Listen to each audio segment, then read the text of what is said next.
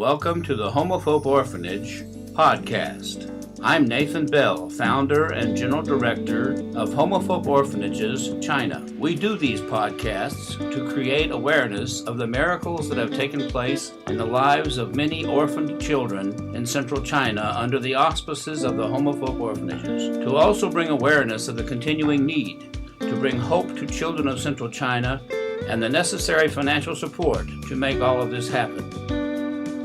We've decided to start trying to put together a podcast every once a week to give everybody a little idea, a better idea of what we're doing here at the Home of Hope. You know, we've got lots of friends all over the world, and sometimes a monthly newsletter or thank you letter on occasion just isn't quite enough to let them know everything that's going on here. For example, a little charity lost a tooth the other day. Well, that's no big deal. But there are some people who are interested in those kind of things, especially whoever's supporting her sponsor is very interested in that kind of thing. So, we decided that, well, maybe we can just create a podcast and produce it every week for about maybe a 6 to 10 minute podcast. Tell about what's going on here, some new and exciting things, like example, right now the kids are all going back to school. Some of the kids started yesterday, some will start today, some will start Monday, but school time is back, and it's pretty interesting, and some of the problems we have associated with that kind of thing. For example, we have one teacher in one of the schools that just flat will not let our children go to school in her class.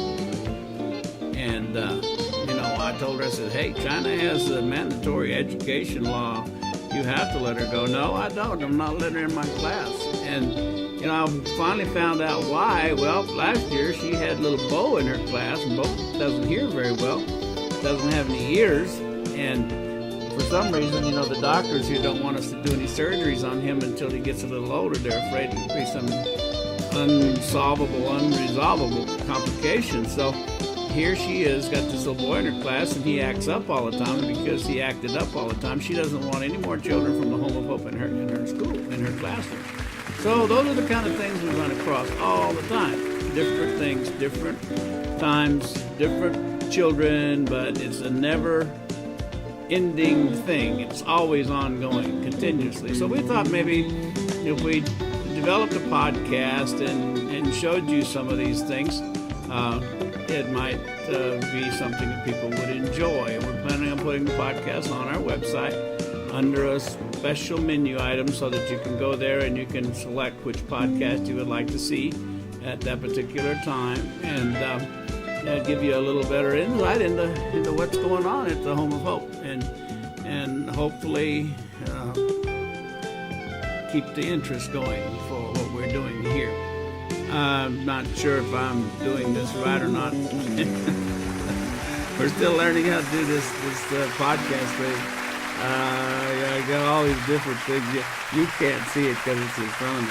But I got this big old computer screen, and I got this going on here and this going on here, and at the same time, I'm supposed to keep track of how my head is fitting into the screen, and my eyes are supposed to be up to the little green dot up here, and I need to keep my head down at the same time so my double chin doesn't show so bad, because that's not so attractive. Oh, this is fun. This is really fun. I figured that we'll get it figured out in a few sessions, and hopefully everybody will enjoy it. Thought I would focus for a second or two on Autumn. Autumn is an awesome little girl that came to us abandoned at our gate. She had a really, really severe cleft lip, cleft palate condition. It was really, really bad, and we took her to Beijing and had her surgeries, and gosh, she's just been a loving little girl, and watching her grow up has been just fantastic. So I thought I would find out. I did some searches. We try to keep everything here. I know. I'll try to remember to watch the little green dot. And we try to keep everything here on record in our archives. And for times such as this, when we want to go back and get some historical documentation or videos or pictures of these kids years and years ago. And so I decided to pick add a little special segment for Autumn this time, and the next time we'll add another segment for one of the other children. So, Autumn is just an amazing little girl. She speaks excellent English. She's right in there with Mosey and Ruthie and Rose. Their English is good. It's great. She's a tremendous help around the house.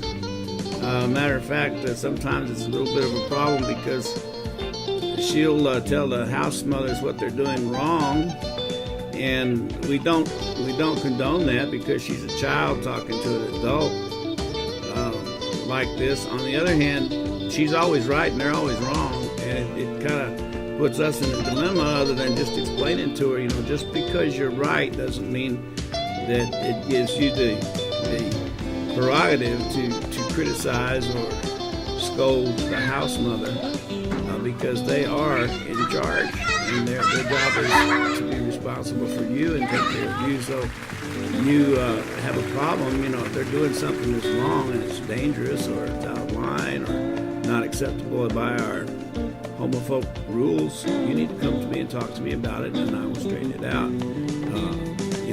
Hopefully when you're a grown and adult, maybe you can take over a management position here, and this will all be yours. So anyway, we're really proud of her, and thought I'd show a few clips of her growing up. She's 14. No, she's 12 now. And of course, she's been here for 12 years. So hope you enjoy.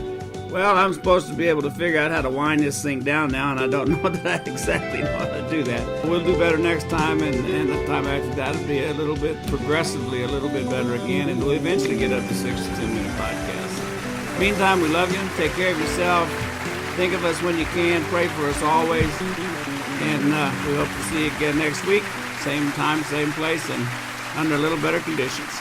Bye-bye now.